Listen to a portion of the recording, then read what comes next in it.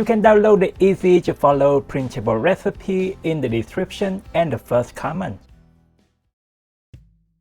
These days, red velvet cake use cream cheese frosting, and that's the problem. Traditionally, red velvet cake goes with almond frosting, which is a vanilla flavored frosting. So while the frosting changes, those recipes keep the cake itself essentially the same. The minimal amount of cocoa powder, vinegar, and vanilla extract become unnoticeable when paired with the overpowering cream cheese frosting.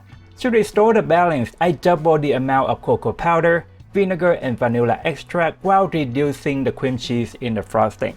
This makes the overall flavors of the cake more complex and balanced. That allows each individual flavor is able to be recognized and shine. Additionally, I use oil instead of butter, which makes the cake moister, richer, with more tender crumbs. In terms of ease of making and simplicity, besides a shorter list of ingredients compared to other popular recipes out there, we also don't need to do any of these. How amazing that is! Yay! Anyhow, let's take a quick look at how to make.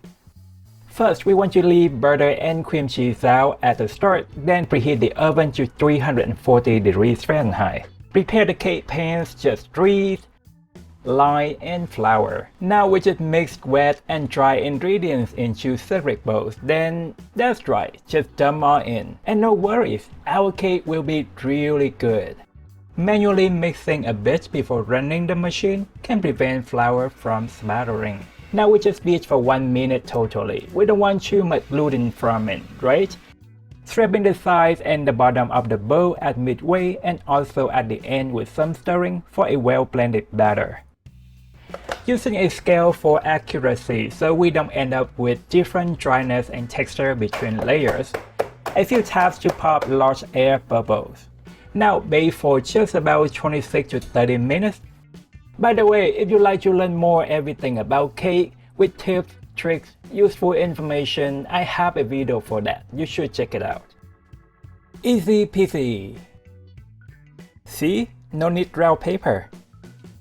I found it's easier to cut off the cake domes now when they are still warm.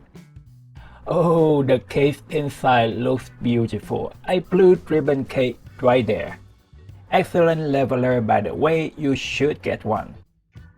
Making the frosting is simple and straightforward. Just make sure that you scrape and stir a couple times so we have the smoothest creamy frosting. A little frosting in the bottom helps keeping the cake stay in place. Transferring using this cookie scoop is so easy. Now we just frost between the layers, the side and the top of the cake. I'd recommend to have these tools to handle the job easier. By the way, if you're looking for easy, healthy, and affordable dinner, especially cooking for family or meal prepping, my favorite cooking channel is all about that. You should check it out. The link is in the written recipe. Look at that, how beautiful! And that's how you make a ribbon winner red velvet cake. Look at the 5-star interior. Oh my goodness, it is so good! Friends, I hope you enjoyed this video.